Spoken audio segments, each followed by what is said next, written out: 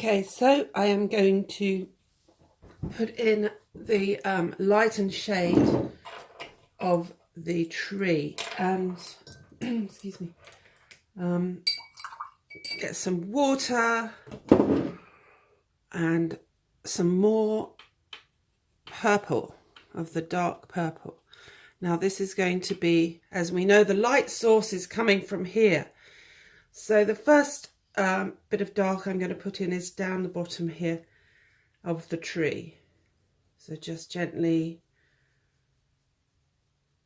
create a simple shadow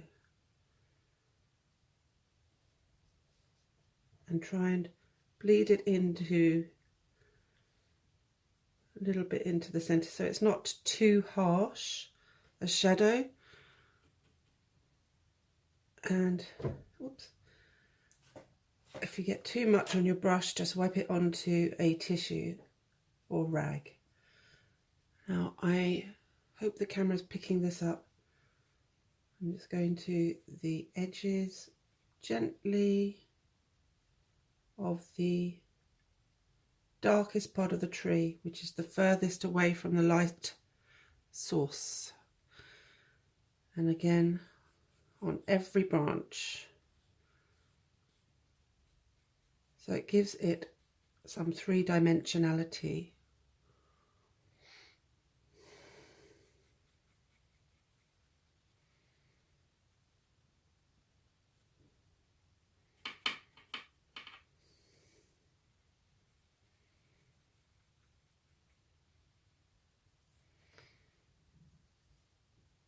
And I'm going to get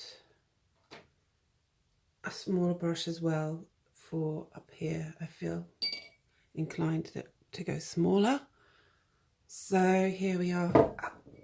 So I nearly knocked my cup of tea over. There we are. Bring it down.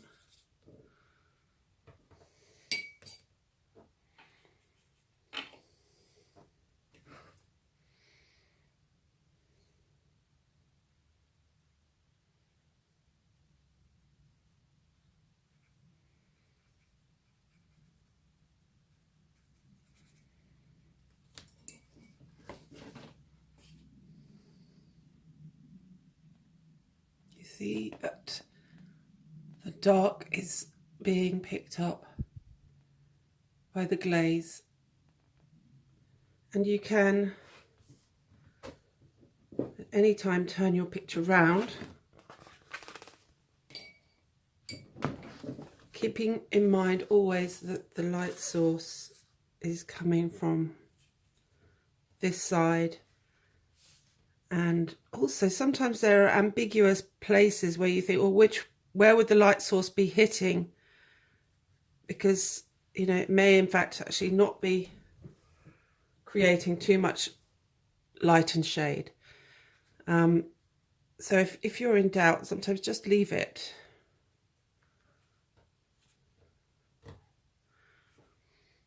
You can see that this side is clearly not going to be in the light.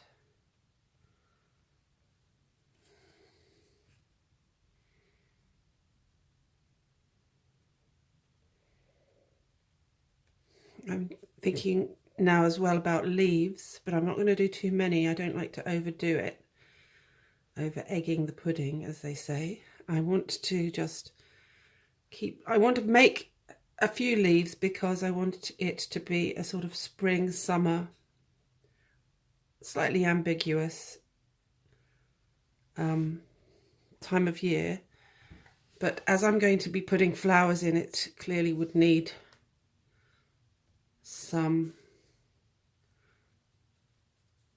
it would be indicative of the fact that it is spring or summer.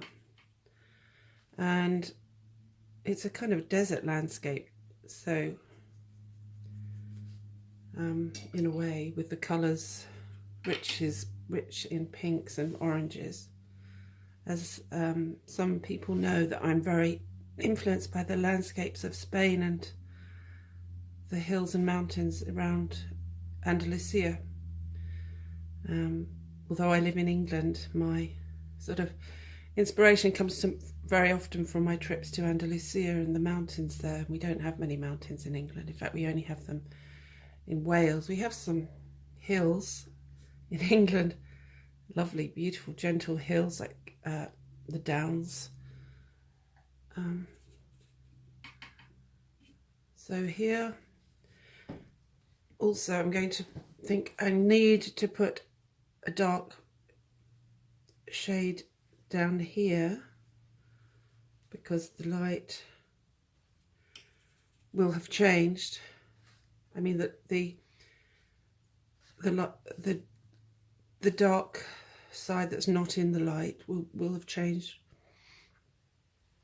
once it hits this side of the tree. Now this is a kind of ambiguous part, so I'm going to put it over here. Where would it be?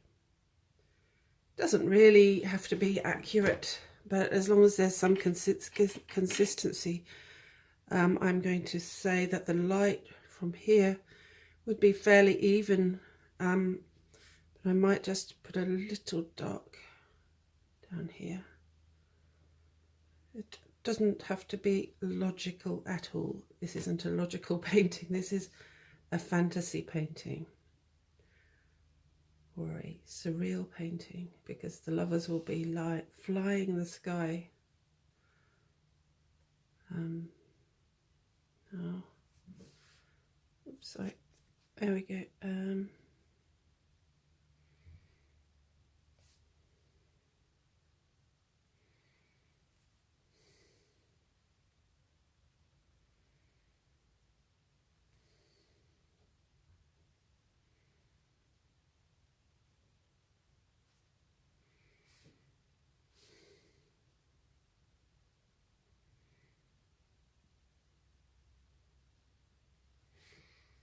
Okay, I'm going to let that dry and see if it needs any more dark. I don't want to overdo it. So put my brushes, wash them out.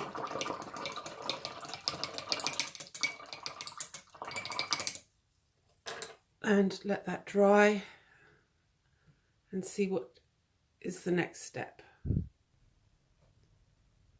So I've decided I'm not going to put any more dark in. As you can see, there is just a gentle amount of dark shadow going down each side of each branch.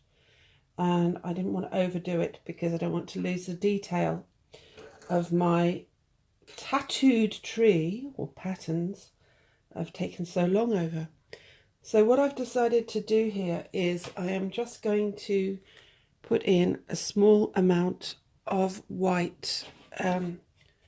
So here we have my white here, and I'm going to take a small amount of white, very gently mix it with a little bit of purple, and then this is on a dry brush. I'm going to dab it onto the tissue so there's not too much of it. And what I don't want to do is I don't want to take it right to the edge, because if you look at a tree trunk, often it doesn't, the highlight comes somewhere here. Always helps to have a look at things, but just gently, if you can, not too much paint, just keep the paint to a minimum. You can always get more paint back on the brush. You can just can't. It's important not to overdo and use your finger to kind of give it, to mold it, to push it in and to push the paint around, take some off. Just use your eye to guide you. And I'm going to put a little bit more on the brush. I'm going to put some in the center here.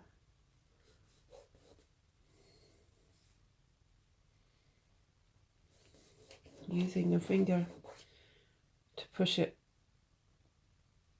to take some off as you go.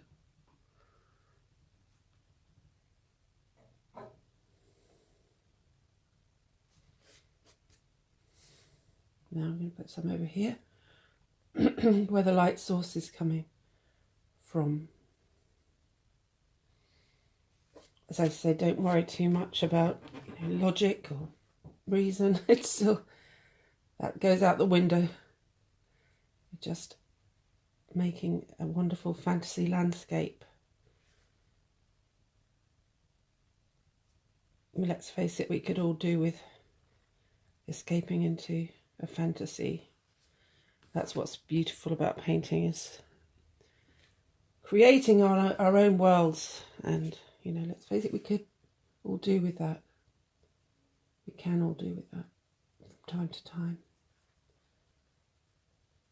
My name's Alice. I guess that's why my mum called me Alice in Wonderland.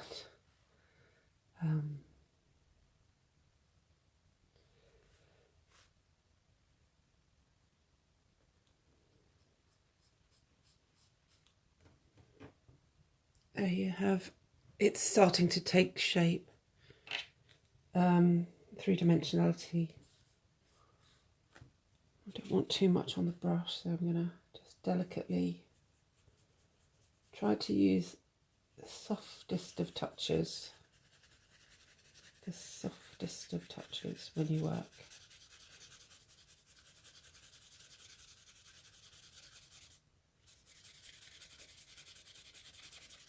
At least I'm assuming that's how you want to work if you've chosen to do this course, because that's the way I work.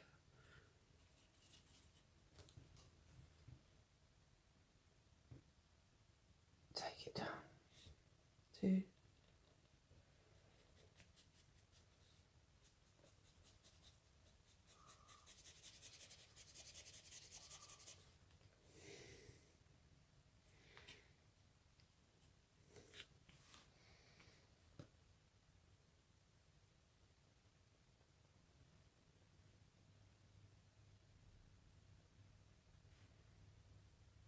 The beauty about acrylic is that it doesn't stay wet for long, so you have a dry surface to lean on should you need to.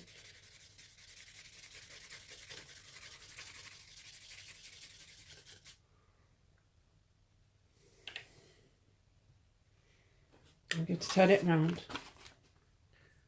so I can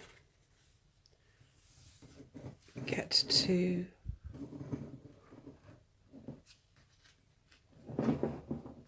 this side here.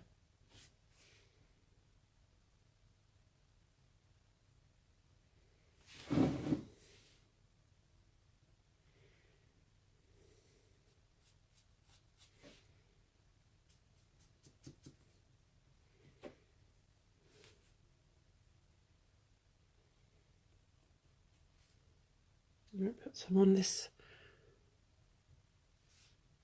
edge.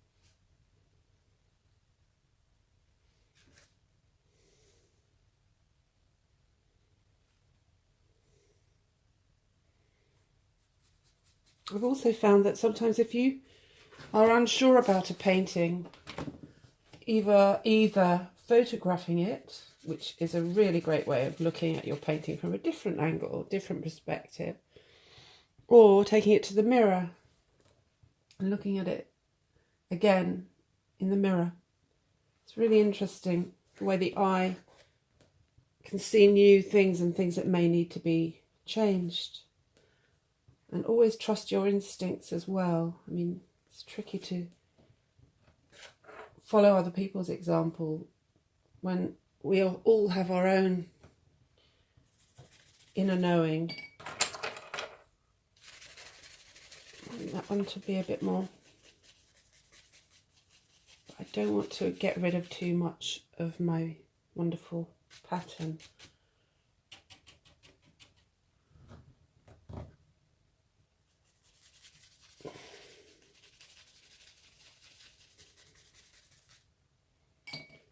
So there we are.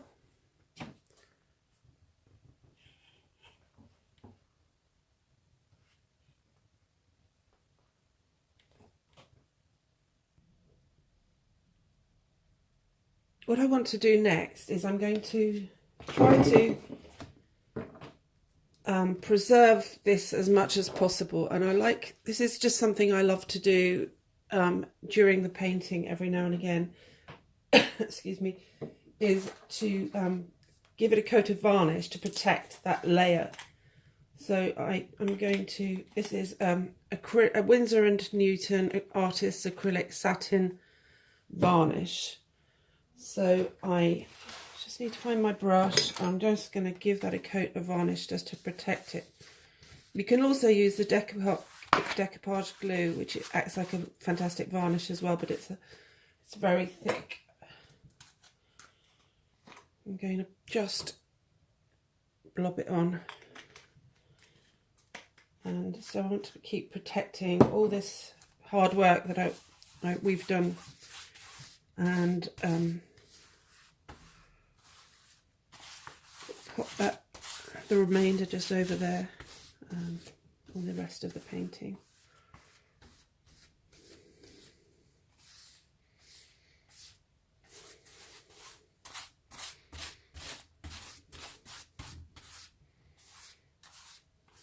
Now let that dry.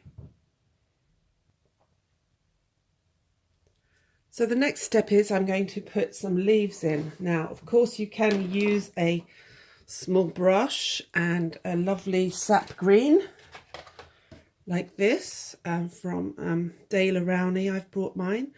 Or you can use a Posca pen, and I'm going to use a Posca pen. First of all, take the lid off and then knock it on a piece of paper or on the desk if you've got a desk like mine, like pushing the nib down, which pumps the paint down to the nib, and then just have a practice with it.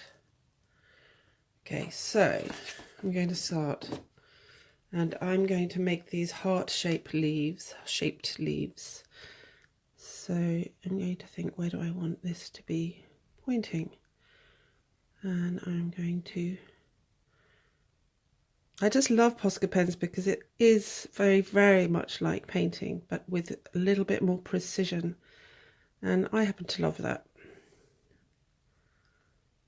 I love the graphic quality of them. I'll make them more heart-shaped. Maybe going these little trident of leaves pointing towards the light source, which is the moon or the sun.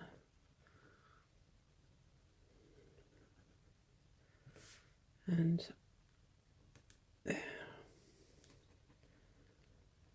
some of them will be floating up into the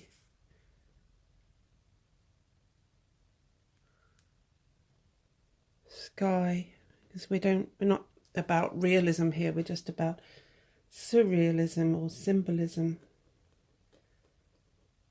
here. Well, I am.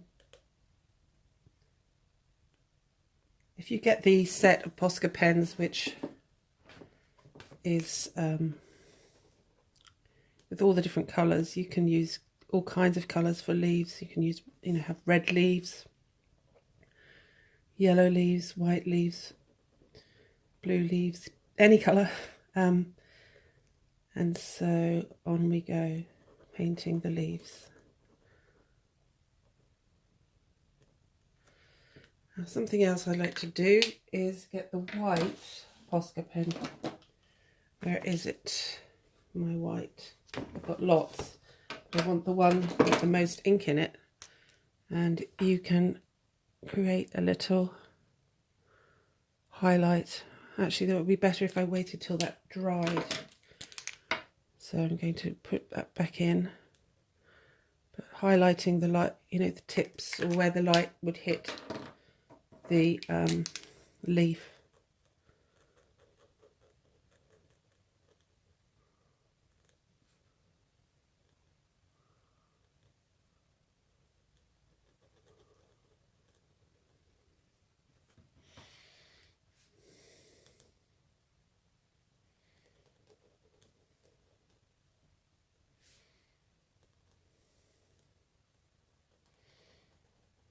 On we go. And sometimes you might want to take a yellow. So I'm just pumping the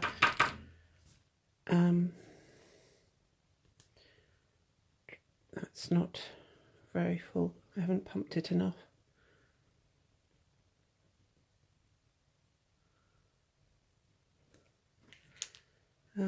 Yes, to create a little bit of a differentiation.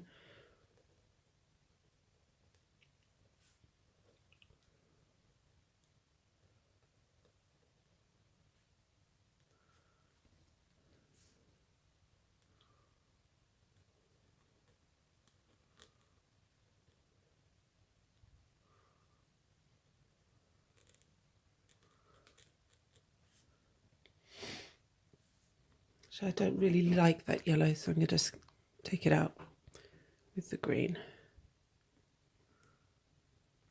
Again.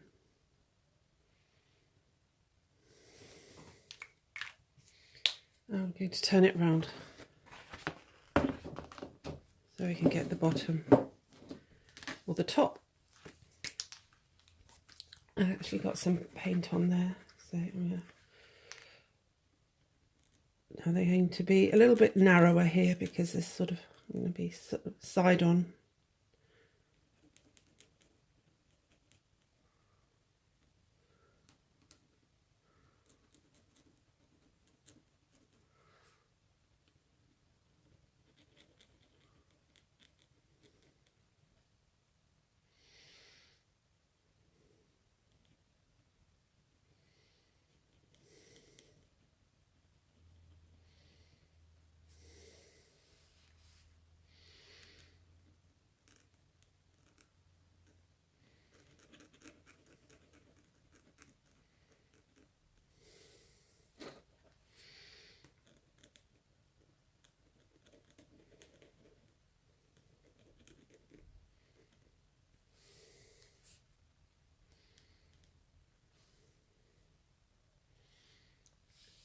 And I'll come back to you when I've finished.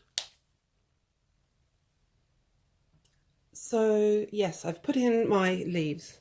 Not too many. I don't want to overdo it. It's more symbolic, obviously, rather than literal.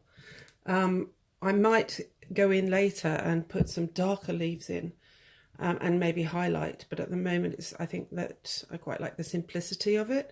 So I'm going to keep them like that for now. And the next stage is I'm going to think about where to put my flying lovers. So I'm going to look at it and turn it around and see where I want my lovers to be. I'm taking my white pen again, or you can take a pencil if you don't want to make such a definite mark. I may not want to just yet. Sometimes to get a pencil and just really think about the placement of them, but they can always change. I like that, of course, the idea of making changes and nothing's set in stone. That's the beauty of paint. It's not permanent. So I'm going to take this, and they are kind of flying, but also they could be seen as sleeping, but they're kind of somewhat floating against the above the landscape. and I don't want them to be too realistic. I'm going to, they're quite tall. I guess we all paint ourselves. Is this the man or the woman? I think this is the man. And he is going to be drifting along. And here we have the woman just beside him, being held by him and also holding him. And they're both facing me. So I like my long necks. This is one of my trademarks, I guess, in painting. Very much influenced by the painter Modigliani, the Italian painter. Wonderful paintings. I've got to go and see his work at the Tate. There's a retrospective there at the moment. So I think the lovers are going to be quite unified together in a sense.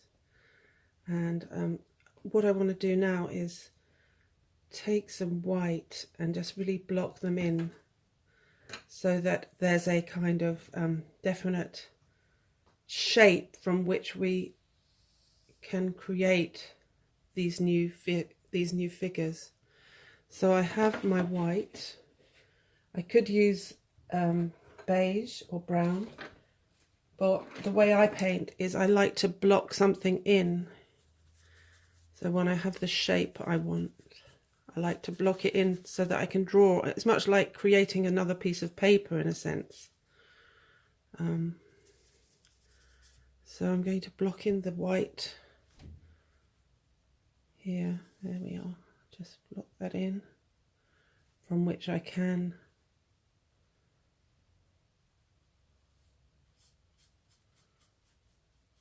draw them in. So it's like making another piece of paper. And I'm going to have the woman's hair trailing down like this slightly.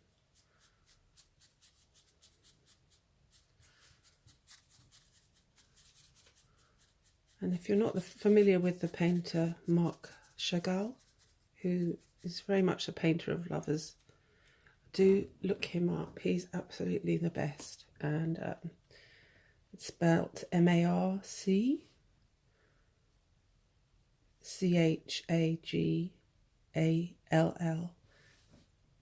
And it's just one of the most beautiful painters in the world. Sadly no longer with us.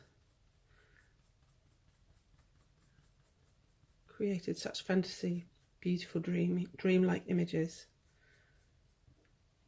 So I'll come back to you when I've blocked them in. But if you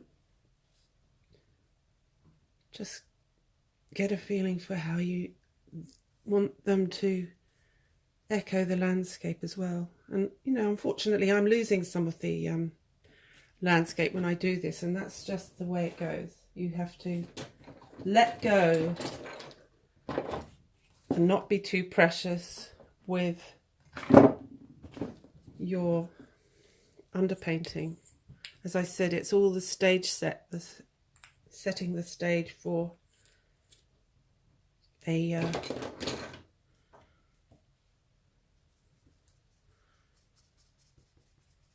play, if you like, an interaction with the background. Just put that white in. We've got some lovely texture coming through from the underpainting and the collage. And I want the lovers to be almost like two people but creating one. So some of it will be quite amorphous.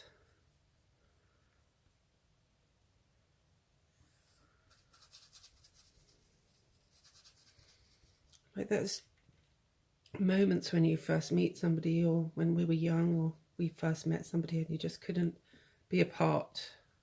I'm such a romantic. At the moment, that looks kind of like they're resting on the hill there. And that's good, that's fine. But they are, I want to also create a sort of feeling of suspension. Are they resting or are they suspended? Are they flying? And then once we've made the lovers how we want them to be, I'm going to put some plants in front of them growing up as well. And the lovers are going to be in a sort of reverie.